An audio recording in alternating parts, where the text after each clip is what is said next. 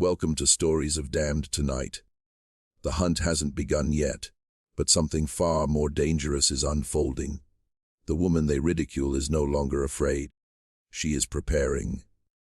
Miriam had carried the burden of their mockery longer than she had carried sacks of grain. Openly they jeered at her. Overseers called her slow, greedy, too large to be of value. The governor himself once tapped his cane against her back during inspection and remarked to his guests that she would make for excellent sport someday. The men laughed. Miriam did not. She cast her eyes downward as they expected. She kept her breathing even. She went back to work. But internally, something had changed. Her body had never been weak. Years of forced labor had forged her. Hauling timber, lifting iron tools in the blacksmith shed whenever extra hands were needed, dragging water barrels across uneven terrain. Beneath soft curves, her arms were thick with muscle. Her legs, powerful from plowing and harvesting, could push through mud that swallowed others up to their knees. They perceived heaviness. They failed to perceive endurance. They saw size. They failed to see strength, and Miriam allowed them to maintain their assumptions. At night in the quarters, whispers traveled like smoke. Word had spread that the governor was planning something larger than his usual cruel games. Important guests were arriving. Wealthy men, political allies, men seeking entertainment, and the centerpiece of that entertainment would be her. She learned this not through an announcement, but from the cook inside the main house. Old Ruth had served meals in the governor's dining room for years, moving quietly, head down, invisible to those who considered her property. But her ears remained sharp. That evening she returned pale and shaken. "They spoke your name," Ruth whispered. "After nightfall they want a spectacle, something grand." Silence fell over the room. Miriam sat still on her cot, hands resting on her knees. "When?" she asked calmly. "In a week. 7 days. 7 days before she would be forced to run. 7 days. That was all the time Miriam had before being released into the forest like prey. That night the quarters were restless. No one slept deeply. Every creak of wood, every shift of wind against the walls felt heavier than usual. But Miriam lay on her cot, staring at the ceiling, breathing slowly, thinking. Fear would waste time. Planning would not. By morning, the plantation resumed its routine. Fields, tools, shouting, overseers. Outwardly nothing had changed. But Miriam now moved differently, more attentive, more deliberate. She began studying the land with purpose. When sent to gather wood near the tree line, she counted her steps between clearings. She noticed where the soil turned soft near hidden marsh pockets. In her memory, she marked a fallen oak whose trunk was hollow enough to hide inside. She observed where wild hogs had rooted up the earth, leaving unstable ground behind. The guards assumed she walked slowly because of her size. In truth, she was mapping. At the blacksmith's shed, she volunteered for heavier tasks, lifting iron, moving scrap, repairing broken farm tools. The overseer laughed at her willingness, calling her useful muscle.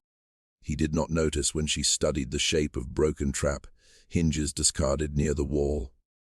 At night she spoke quietly with Elias, an elderly carpenter whose hands trembled but whose mind remained sharp. "They'll use dogs first," he said softly. "They always do. Dogs follow scent." Miriam nodded. "Water breaks scent." "Yes, but don't just cross water. Walk in it. Stay in it longer than they expect." She listened carefully. Later she spoke with Jonah, the stable boy. "The governor's favorite horse," she asked quietly. "Does it scare easily?" Jonah glanced toward the door before answering. "Thunder startles it. Sudden noise. It rears if surprised from the side." Miriam filed that away. Piece by piece, she gathered knowledge. Not weapons, not rebellion, information. The governor believed this hunt would be about speed, about panic, about watching her run in terror. He had no idea she was preparing to control where he ran. On the third day, she intentionally stumbled while carrying grain, drawing laughter from an overseer. Too heavy to walk straight. he mocked. She lowered her eyes again. Internally, she memorized the way he underestimated her balance. On the fourth day, she walked near the outer marsh under supervision. She moved slowly, pretending fatigue, but she noticed something crucial. One section of ground near the embankment had been eroded by recent rain. The soil beneath exposed tree roots looked firm, but underneath it was hollowed out, unstable, dangerous if weight pressed suddenly from the wrong angle. She did not smile, but she remembered. By the sixth night, word had spread among the enslaved that important guests were already arriving. Carriages rolled up the long dirt drive. Laughter carried from the big house. Lanterns glowed late into the evening. The spectacle was approaching. That night, Ruth returned again from the main house. "They're excited," she whispered. "They've placed wagers." Silence filled the quarters. "On how long?" someone asked quietly. Ruth nodded. Miriam stood. She walked outside into the warm night air and stared toward the dark outline of the forest. They were betting on how long she would last. They believed her body made her slow. They believed her size made her weak. They believed she would run blindly. For the first time since her name was spoken for the hunt, something like resolve hardened completely inside her. She would run, but not to escape. She would run to guide. 7 days had nearly passed, and the governor had no idea that the woman he chose for sport was no longer preparing to survive the hunt. She was preparing to end it. The morning of the hunt arrived thick with humidity and anticipation. Carriages lined the long dirt drive leading to the governor's mansion. Horses snorted and stamped against polished reins. Well-dressed men stepped down from their seats, adjusting gloves and laughing loudly, their boots too clean for the soil they stood upon. The governor welcomed them personally. "This one will be memorable," he said with a thin smile. "She is strong. It will make for a proper chase." Inside the quarters, Miriam tied a strip of cloth tightly around her waist beneath her dress. Not for modesty, for support. She needed her breathing controlled, stable, efficient. She stepped outside before she was summoned. Guards exchanged amused glances. "Ager," one of them joked. She did not respond. The clearing at the forest's edge had been transformed into a stage. A long table held rifles and pistols polished for display. Hunting dogs strained against leather leashes, muscles trembling with excitement. The guests sipped from flasks as if attending a festival. Miriam stood alone before them. The governor circled her slowly on horseback. "Look at her," he announced. "Built like a draft animal. Let's see how long she lasts when she must carry her own weight." Laughter rippled through the crowd. Miriam kept her gaze forward, not at the men, not at the dogs. At the tree line, she measured distance. Wind direction drifting east. "Good. You'll be given a head start," the governor declared. "Run well." A horn lifted for a fraction of a second before it blew. Miriam inhaled deeply and centered herself. The horn sounded. She ran. Her first steps were intentionally heavy. She crashed through brush, snapped branches loudly, left deep impressions in soft soil near the edge of the clearing. Let them see weight. Let them believe clumsy. Behind her, cheers erupted. The dogs were released, barking furiously as riders mounted their horses. Miriam did not sprint recklessly. She ran at a steady, powerful pace, conserving energy. Her breathing remained measured, controlled through her nose. She reached the first narrow bend in the forest path and made her real move. Instead of continuing straight, where the broken brush suggested, she veered sharply left into thicker undergrowth, stepping carefully across exposed roots to avoid leaving clear impressions. She used her hands to bend branches back into place behind her. The dogs followed the loud path exactly as she intended. Minutes later, she reached the shallow creek Elias had told her to use. Without hesitation, she stepped into the water. Cold rushed around her calves, then knees.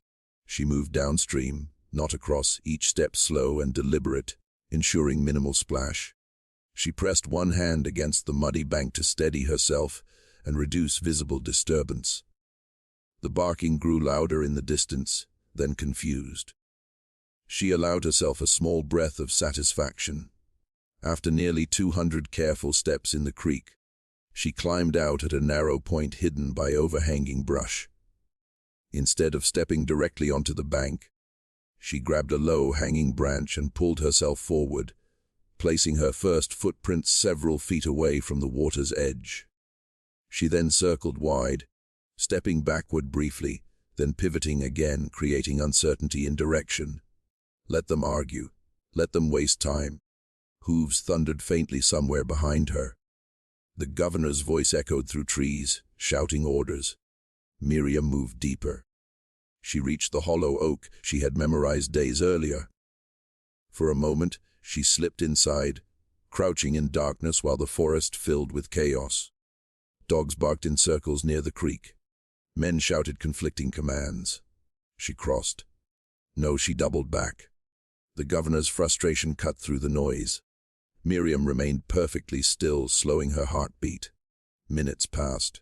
When the noise shifted farther east, she emerged and moved west, quietly now, deliberately light on her feet despite her size. Years of balancing heavy loads had taught her how to distribute weight evenly. She stepped where the ground was firmest, choosing stone over soil whenever possible. Ahead lay the first unstable patch near the marsh edge. She did not intend to fall into it. She intended someone else to. As the afternoon sun rose higher, the hunt began to lose its rhythm. Two riders separated from the main group, following what they believed was a clear trail. Miriam had intentionally stomped a visible path, earlier near a patch of softened ground. The tracks led directly across the unstable marsh crust. She circled wide through denser brush and waited behind a thicket. Hooves approached. One horse stepped onto the deceptive surface. The ground gave way instantly. The animal plunged knee deep into mud, throwing its rider violently. Shouting erupted as another rider tried to assist, and nearly lost footing as well. Miriam did not stay to watch. She moved again, faster now. The hunt was unraveling. What had begun as spectacle was turning into confusion. By late afternoon, clouds rolled in unexpectedly. Distant thunder rumbled. Miriam remembered Jonah's words about the governor's horse. Thunder startles it. She reached the narrow ridge near the eroded embankment she had studied. The soil there looked solid, but she worked quickly, using a thick fallen branch as leverage to loosen more earth near the exposed roots. Not enough to collapse instantly, just enough to fail under sudden weight. Another horn sounded somewhere behind her, a signal to regroup. They were frustrated. Good. She positioned herself beyond the unstable section and waited. Moments later she heard him, the governor's voice, closer than before. He had separated from most of the group. Pride would not allow him to appear weak before his guests. Hooves pounded along the ridge. Thunder cracked overhead, louder now.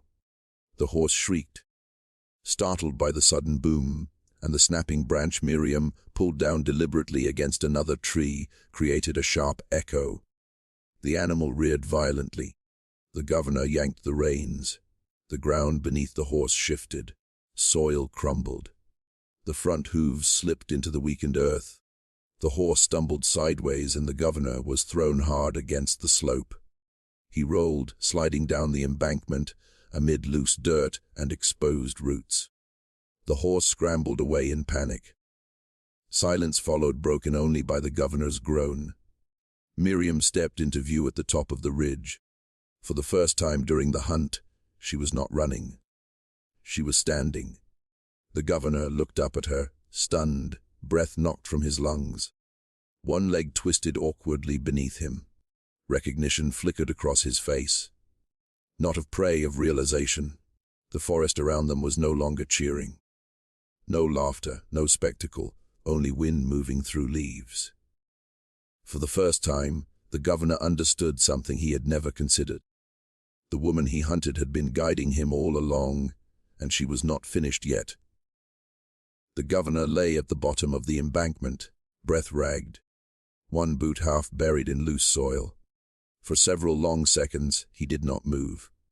Miriam remained at the top of the ridge, her chest rising steadily, not from panic, but from exertion carefully controlled. The storm clouds above thickened, muting the late afternoon light. The forest seemed to hold its breath. He tried to sit up. Pain shot through his leg, and a strange sound escaped his throat. Not the commanding tone his guests were used to hearing, but something smaller, human. His rifle had fallen several feet away. His hat lay crushed beneath a tree root. Miriam stepped back from the edge, disappearing briefly from his line of sight. Fear flickered across his face. He had never been alone in the forest without advantage, never without men flanking him, never without the illusion of control. "Miriam!" He shouted upward, forcing authority into his voice. "This ends now." No response, only distant thunder. He struggled again, managing to free his trapped leg. He pulled himself upright using a low branch, wincing sharply as he put weight on his ankle. It held barely. Above him, leaves shifted. She reappeared not directly in front of him, but off to the side, forcing him to turn awkwardly to see her. She did not speak. He noticed something then, something that unsettled him far more than the fall. She was not breathing heavily. She was not trembling. She was watching. "You think this changes anything?" he barked. "You think this forest belongs to you?" Still silence. He glanced toward the ridgeline, expecting to hear his men, dogs' hooves. Nothing. The storm had scattered sound. The earlier chaos of the failed marsh crossing had fractured his party. Pride had driven him ahead of the others. Now he stood alone with the very person he had reduced to entertainment. He bent slowly, grabbing his rifle. The movement was clumsy. Miriam saw it. She stepped farther back into the trees. He raised the weapon, aiming toward where she had stood, but she was gone again. His heart pounded harder now, not from the fall, from uncertainty. He moved uphill carefully, testing each step. The soil remained unstable in places, forcing him to detour. By the time he reached the top, she was no longer visible, only forest. He turned in a slow circle. "Miriam," he called again, but the name sounded different now, less mocking, more strained. A branch snapped somewhere to his left. He pivoted sharply, raising the rifle. Nothing. To his right, leaves rustled. He spun again. The storm wind had picked up, sending debris skittering across the forest floor. Thunder rolled closer, vibrating through the ground. He took a step forward and nearly stumbled into a narrow pit concealed beneath brush. He caught himself just in time, staring down at sharpened wooden stakes embedded at the bottom. Not deep enough to kill, deep enough to injure. His breath shortened. This was no accident. This was preparation. "You did this," he muttered, realization dawning fully. From somewhere behind him her voice came, calm and steady. "You chose this place." He turned slowly. She stood between two thick tree trunks, partially shadowed. Her posture was relaxed but alert. "You think I don't know these woods?" he snapped. She tilted her head slightly. "You know where to ride," she replied, "not where to walk." The statement landed harder than any insult. A distant shout echoed faintly, one of his men calling his name. Relief flashed across his face. Miriam heard it too. Her eyes shifted toward the sound, calculating distance. The storm cracked loudly overhead. Rain began to fall in heavy, sudden sheets, turning soil slick almost instantly. The governor lifted his rifle again. "Enough," he said through clenched teeth. "You will come here." She did not move. Rain plastered her dress against her form, but her stance remained grounded. "You wanted a hunt," she said quietly. "This is one." He fired. The shot rang through the forest, splintering bark inches from where she had stood. She was already moving, not running blindly, moving with intention. He tried to pursue, but his injured ankle betrayed him. Each step through mud slowed him further. Branches slapped against his face as he forced his way forward, following the sound of her movement. But the sound was deliberate. She let him hear just enough. She led him toward the lower ravine. Rainwater streamed downhill rapidly, pooling along the narrow path. The governor slipped more than once, catching himself against trees. His fine coat grew heavy and soaked. Ahead she slowed, allowing him to close distance. Through the curtain of rain, he finally saw her clearly again. She stood at the edge of the ravine. "Nowhere left," he shouted, confidence returning briefly. He limped forward, raising the rifle one final time. Then his foot hit the slick stone she had tested earlier that week. His balance shifted. He windmilled slightly, struggling to recover. In that instant, Miriam stepped forward, not to strike him, not to push, but to kick the loosed branch wedged behind his heel. The small destabilization was enough. He fell backward into the shallow ravine, landing hard in rushing runoff water. The rifle slipped from his grasp, carried several feet downstream. He tried to rise immediately, but the current, though not deep, forced him to brace against slippery rock. Miriam descended carefully, stepping where she knew footing would hold. She stood above him as he struggled on one knee in the water. Rain poured around them. His face, once composed and commanding, was flushed with anger and humiliation. "You think you've won?" he spat. "Even if you run, they will find you." "Maybe," she said evenly. She bent down and picked up his rifle before the water could carry it farther. He froze. For the first time since the hunt began, the weapon was not in his hands. She examined it briefly, not with fascination, but with assessment. Then she stepped back several paces. He attempted to lunge upward toward her. His ankle buckled. He fell again, this time fully submerged in shallow runoff, coughing violently as muddy water filled his mouth. She did not aim the rifle at him. She did not need to. "Why?" he demanded hoarsely, dragging himself upright again. "You could run." "Why stay?" She held his gaze. "Because you would follow." The simplicity of the answer unsettled him more than anger would have. The shouts of his men were closer now, echoing through trees as they regrouped, drawn by the earlier gunshot. Miriam glanced toward the sound, calculating seconds. She stepped toward him, close enough now that he could see the steadiness in her eyes. "You made this sport," she said quietly. "You wanted to see how long I would last." Rain streamed down her face, mixing with sweat and dirt. He tried to stand tall despite kneeling in mud. "You are property," he hissed weakly. "No," she replied. "I am patient." Voices broke through the trees at the ridge above. "Governor!"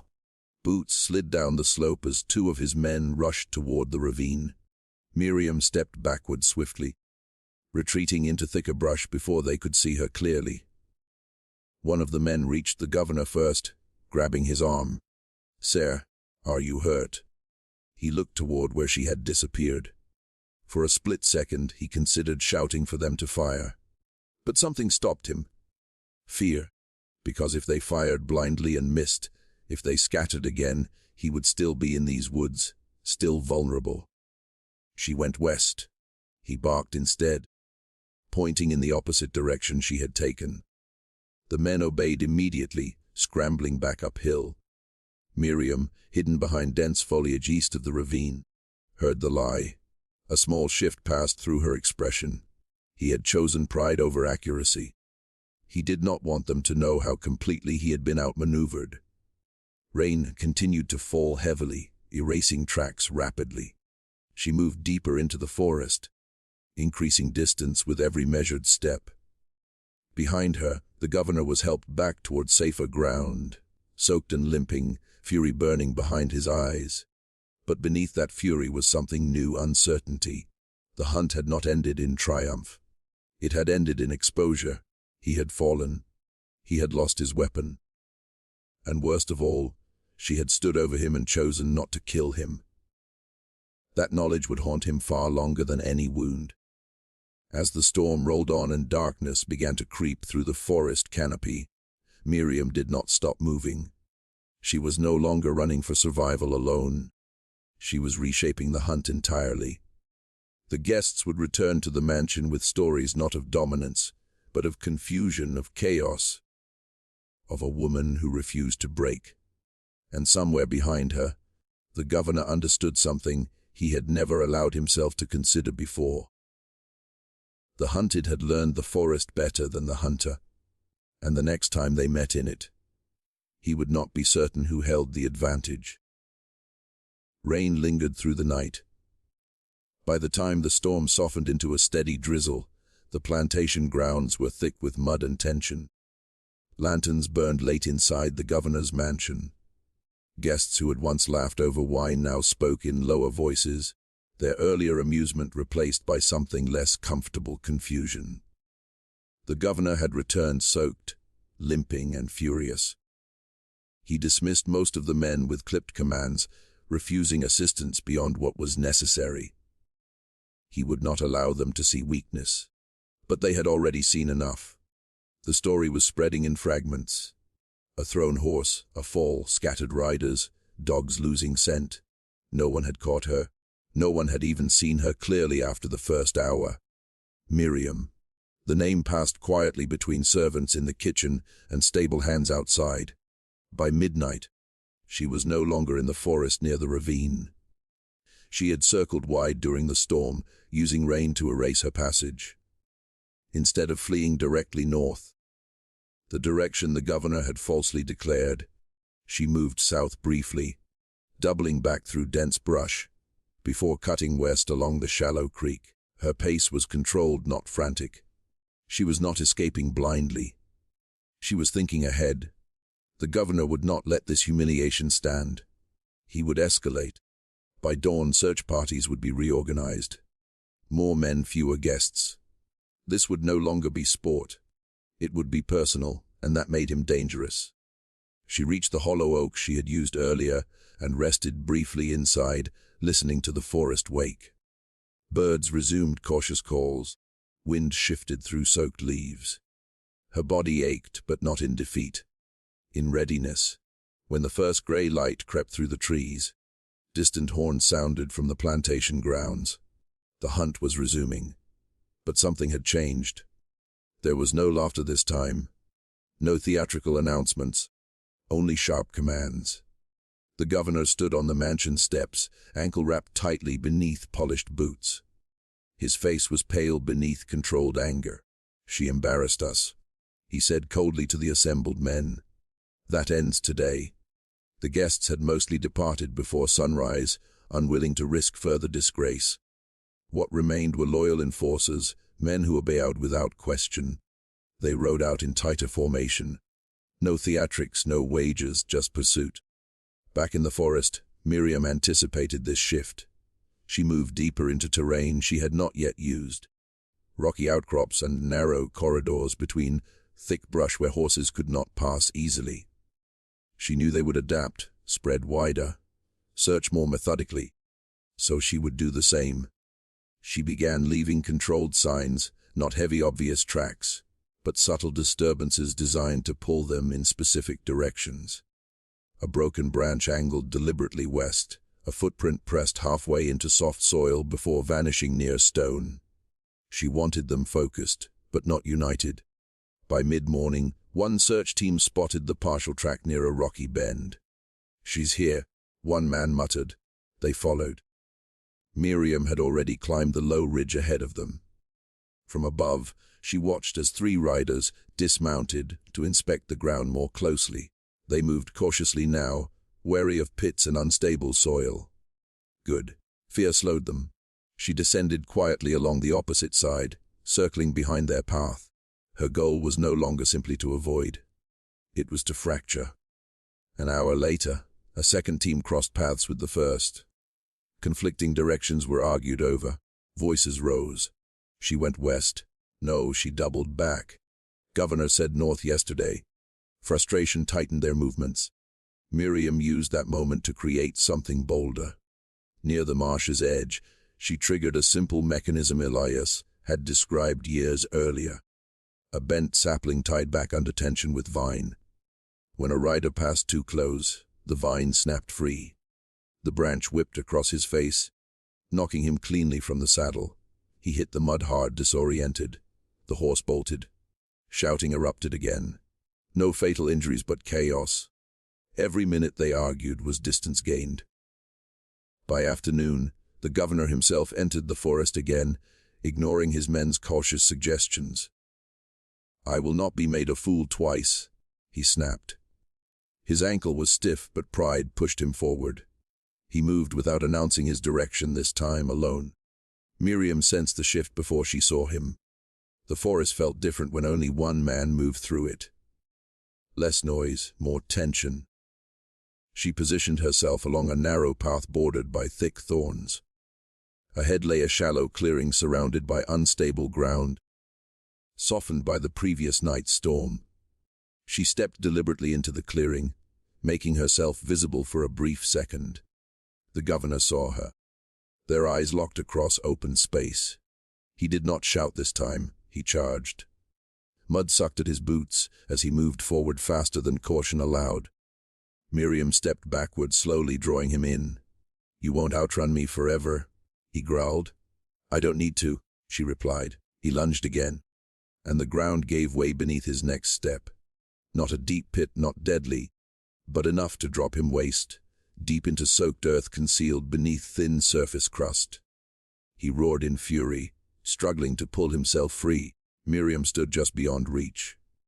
"You study maps," she said quietly. "I study ground." He clawed at the mud, finally dragging himself out, coat ruined, breath ragged. He looked up at her, not with arrogance now, with something closer to desperation. "You think you're clever," he spat. "But this land is mine." She tilted her head slightly. "Then why don't you know it?" The question cut deeper than any accusation. He pushed himself upright, trembling, not from cold, from loss of control. Behind him, distant shouts indicated his men were searching elsewhere, unaware of his precise location. He realized it. They were alone again. But this time she did not approach. Instead, she stepped back into thick brush and disappeared once more. He followed clumsily, slipping twice before stopping entirely. The forest no longer felt like a stage. It felt like a trap. As dusk approached, horns sounded recall from the plantation. The men regrouped gradually, exhausted and muddied. The governor returned last, empty-handed. No trophy, no victory. Only silence followed him back to the mansion. Inside, he dismissed everyone sharply and locked himself in his study. For the first time in years, doubt crept in. Not doubt about her strength, doubt about his own certainty. In the quarters, word spread quietly. She was still free. No one celebrated openly. But something invisible shifted among them. Hope. Back in the forest, Miriam did not rest near familiar ground. She moved farther west than before, toward denser wilderness, beyond the plantation's mapped boundaries. But she wasn't fleeing blindly into unknown land. She had listened for years to whispers of distant routes, of hidden paths used by those who had once escaped. She had always believed she might need them. Now she walked toward them. Behind her, the governor stared at the dark forest from his window. He could end the search, blame the storm, call it concluded. But pride would not allow it. Tomorrow he would send more men, more dogs, more force. Yet something gnawed at him, a realization he could not silence. She was not surviving by luck. She was controlling him. Every decision he made now reacted to her. Every move was shaped by what she had done. The hunter had become predictable, and she had become strategy.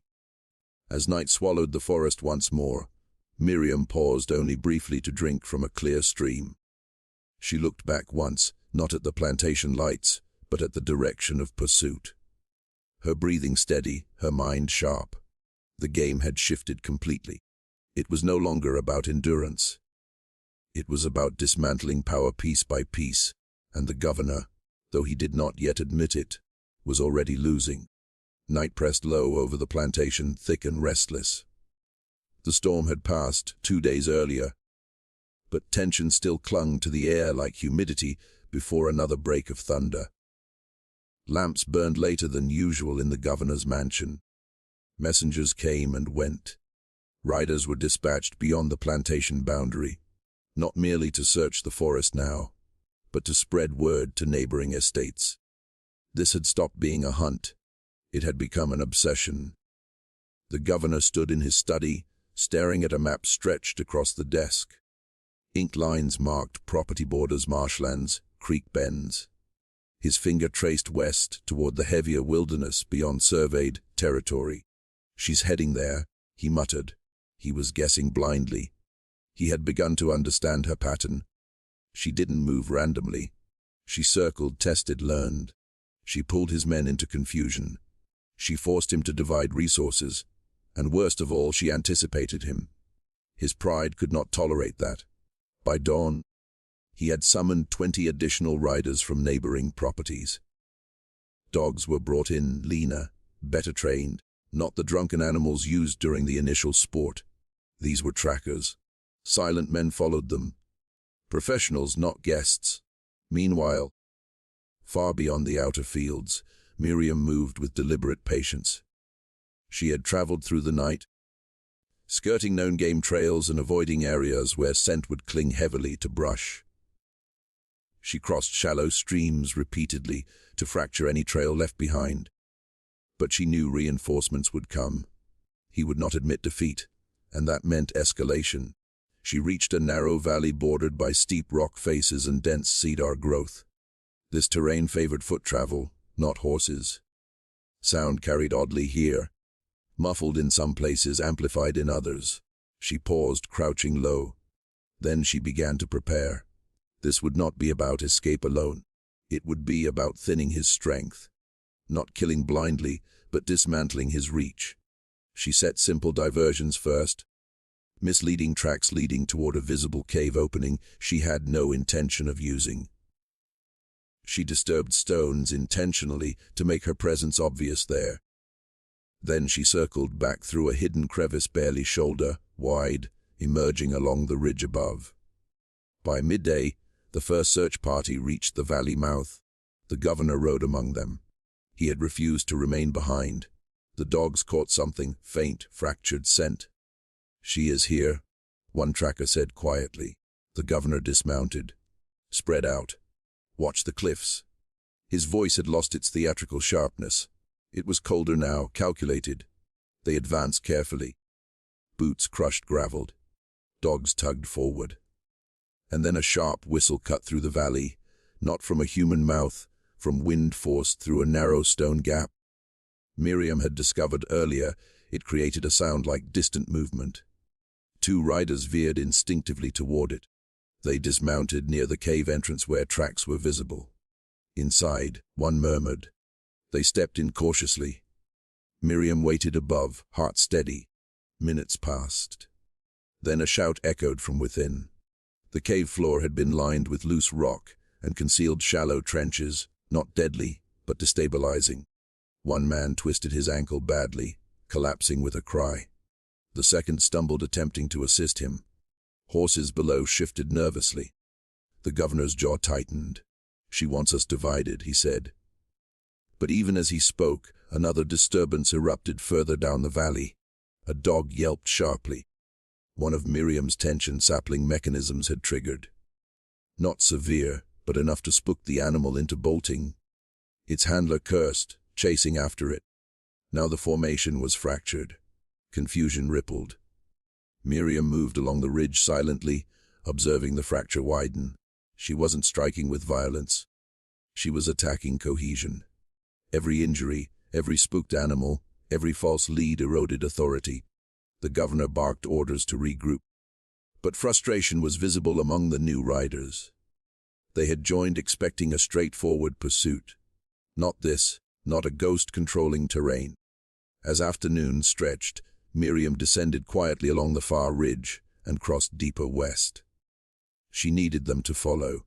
She needed them stretched thinner. Behind her, the governor made a critical decision. "Half of you circle west," he commanded. "Cut her off before she reaches the outer woods."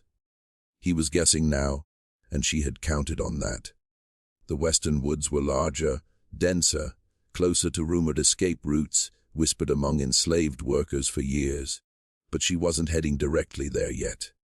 Instead, She veered slightly south toward a narrow ravine lined with unstable soil softened by previous rain.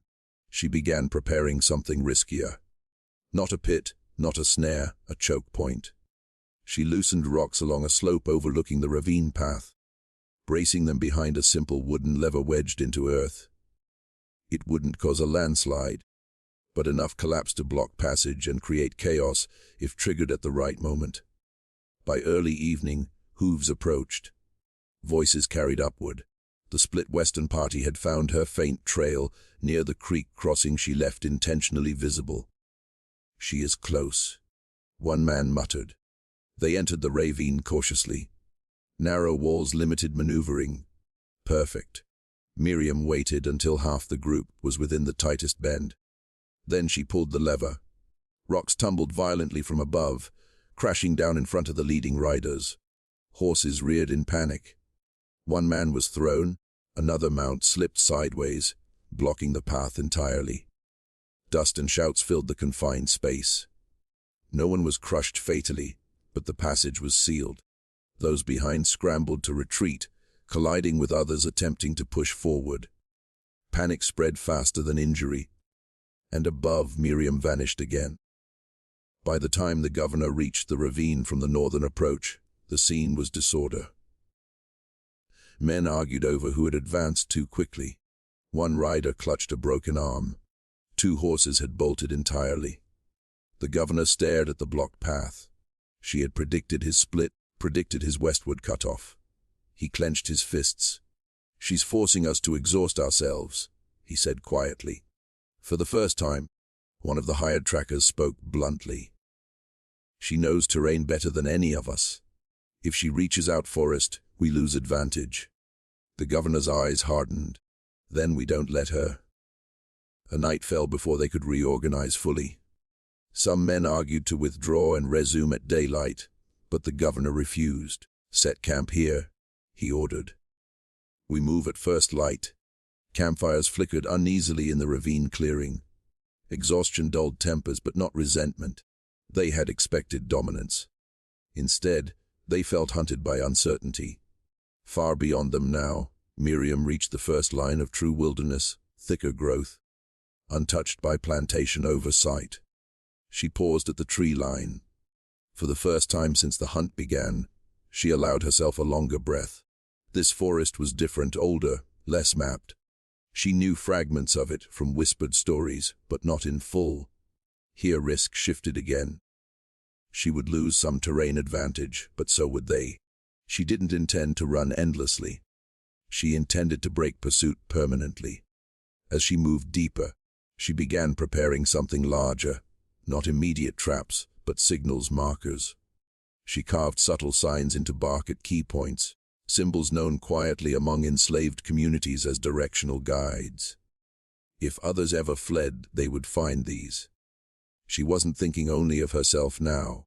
She was creating pathways. Back in the ravine, the governor lay awake, staring at embers. He replayed every encounter, her voice in the clearing, her calm while he struggled in mud. Her question, "Then why don't you know it?" It echoed. Ownership meant nothing without understanding, and he was beginning to realize that land controlled by fear was not the same as land understood. At dawn they resumed pursuit, but the forest swallowed sound differently here. Dogs struggled to hold consistent scent. Tracks vanished more easily on layered pine needles. Men spread wider, but communication faltered. By midday they had lost cohesion entirely. 2 riders returned, reporting no clear direction. Another group circled back unintentionally to the same creek bend. The governor rode harder, pushing forward alone again in frustration, and that was when he saw it. A carved symbol on a tree. Simple, deliberate. It wasn't random. He didn't know its meaning, but he knew it wasn't meant for him.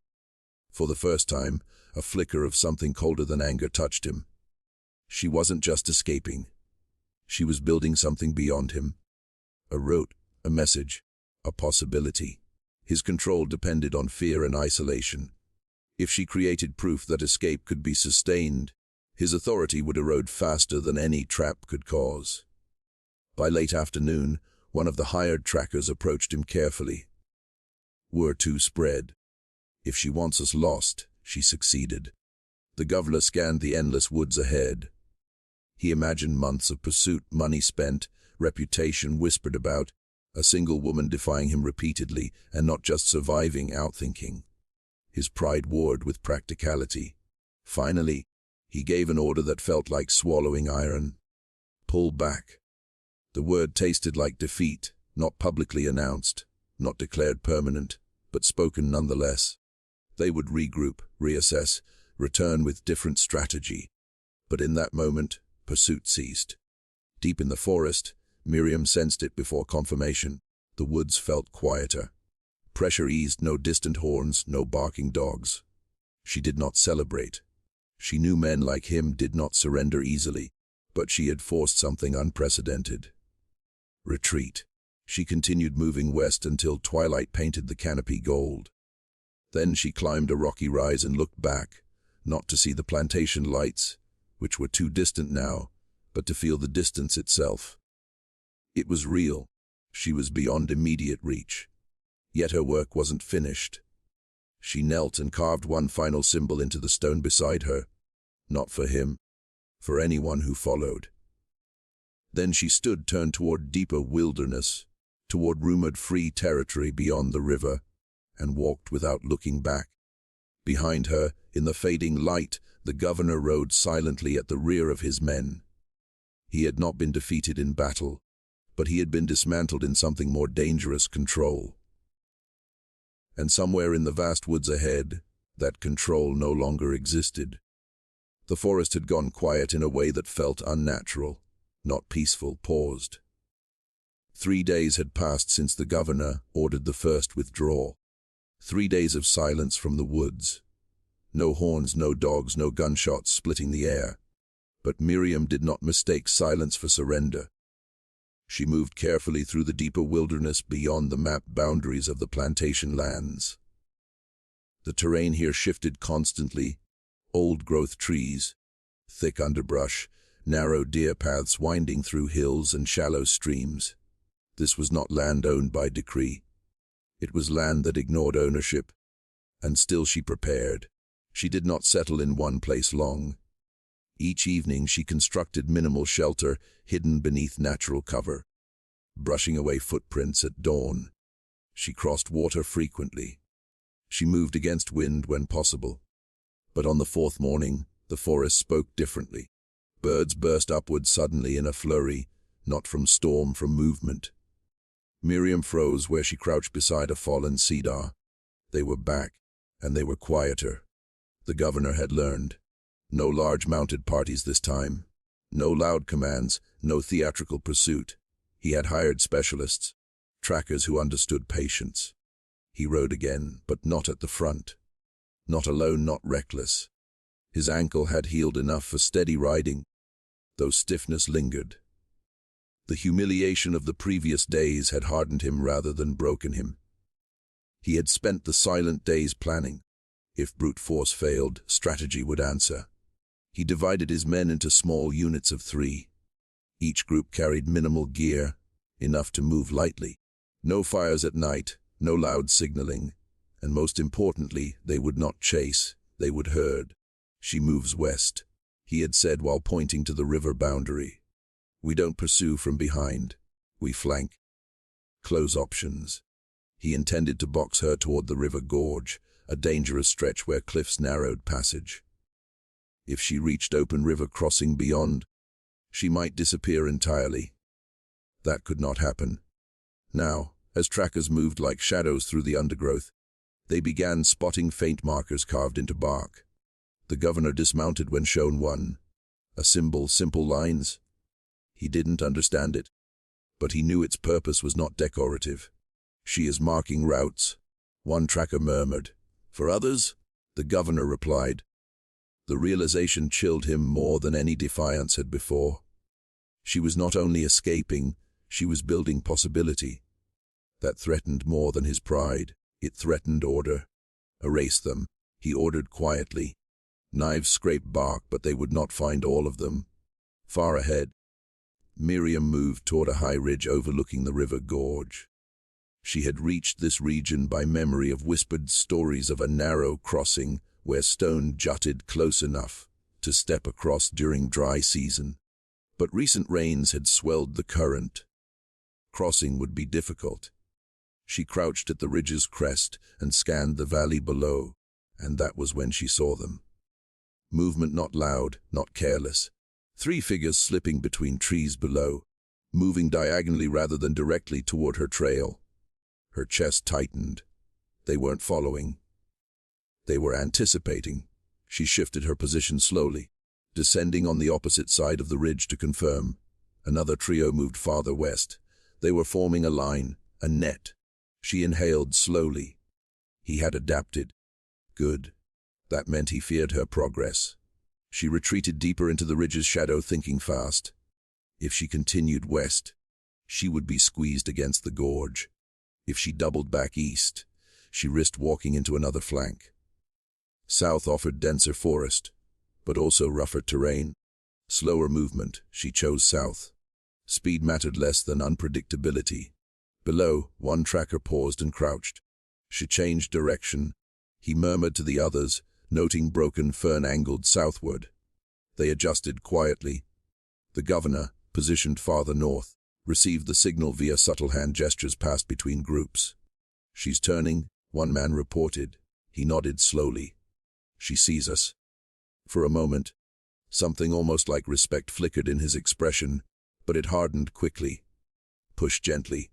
Don't force her too fast. He wanted pressure, not panic. Panic made people unpredictable. Steady pressure narrowed choices.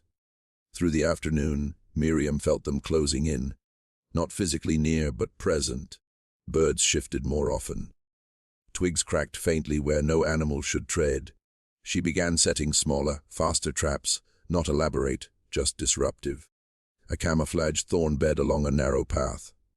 A suspended cluster of stones tied to vine that would fall noisily if disturbed. These weren't meant to injure severely. They were meant to create hesitation.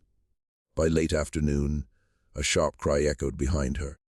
One tracker stepped onto concealed thorns, tearing through his boot sole. Not crippling, but painful enough to slow him. The governor heard the commotion from a distance and clenched his jaw. She's still ahead, he muttered. They pressed on. But daylight thinned, and the forest south of the ridge grew darker, faster, canopy thicker overhead. Miriam reached a steep descent leading toward the upper edge of the gorge. The river roared below, swollen and restless. Mist rose faintly from its surface. She had hoped for calmer water. Instead, she faced danger from both sides. Behind her, faint shapes appeared through trees. Closer now. The net was tightening. She crouched near the gorge's edge and examined options. Cliffs dropped sharply in most places, deadly if misstepped. But 50 yards east, a fallen tree extended partially across a narrow section. Not a safe bridge, but possible. Risk against certainty. She chose risk. As she moved toward the fallen tree, one of the trackers finally saw her clearly through brush. There, he hissed. No shouting, just speed. They accelerated. The governor emerged moments later and caught sight of her silhouette against the pale mist of the gorge. For a second, time froze. She stood at the edge of roaring water, wind whipping her hair back. "You have nowhere left," he called out, not loudly but firmly. She glanced back at him. Calm. "You still don't understand," she replied. Then she ran. She reached the fallen tree just as the first tracker burst from the trees behind her. The log was slick with moisture, angled unevenly across churning current. Below, water smashed violently against rocks. She stepped onto it without hesitation. Balanced steady, arms out slightly. Behind her, the men halted at the edge. "She'll fall," one muttered. But she didn't. She moved swiftly. Feet sure despite conditions. Halfway across, the log shifted slightly under pressure. The governor felt a flicker of something he hadn't expected: fear. Not for her survival, for what it would mean if she made it. Because if she crossed, the wilderness beyond was vast, unmapped, and out of his reach entirely. He stepped forward impulsively. "Stop her," he ordered. One tracker, driven by pride, stepped onto the log after her. The wood groaned under doubled weight. Miriam reached the far side and leapt onto solid ground. Just as the tracker advanced too quickly, his foot slipped. He grabbed at air. The log shifted violently, and he plunged into the river with a roar, water swallowing his cry. Men shouted along the bank, but the current seized him immediately, pulling him downstream and out of sight. Silence followed, heavy and final. The governor stared across the gorge at Miriam, standing safely on the opposite bank. Mist swirled between them. For a long moment neither moved. "You think this is freedom?" he called, anger sharpened by loss. She met his gaze steadily. "No," she said. "This is distance." The simplicity struck harder than defiance. Distance meant survival. Distance meant stories carried back. Distance meant proof. Behind him, his remaining men waited for orders. Crossing that river would require hours to find safer passage, and darkness was falling fast. He calculated rapidly. Another death would fracture morale completely, and if he forced pursuit blindly, he might lose more. She was already beyond immediate grasp. For the second time, he felt control slipping beyond recovery. He gave no formal surrender, but he did not command the crossing. Instead, he turned slowly away from the gorge. "We return," he said flatly. No one argued. Across the river, Miriam remained still until she saw them fully withdraw into trees. Only then did her shoulders lower slightly, but she did not collapse in relief. She moved immediately into deeper woods on the far bank. The river had not ended pursuit permanently, but it ended dominance. As night swallowed the forest, she climbed a rise overlooking the roaring gorge. She could no longer see the plantation lands, only endless wilderness stretching ahead. For the first time since the hunt began, she allowed herself to sit fully, breathing slow, steady, alive. Across the river, the governor rode back under thickening dark. He had lost a man, lost momentum, lost certainty. But worse than all of it, he had lost the image of inevitability, the illusion that no one could escape him. And illusions, once broken, do not mend easily. Miriam rose before dawn and began walking north along the far side of the river toward territories rumored to shelter runaways. She carved one more symbol into a tree near the gorge's edge, clear, deliberate, a marker not just of path, but of proof. Then she disappeared into the vast unknown forest. And for the first time since the governor had declared the hunt, the land between them felt like more than space. It felt like separation.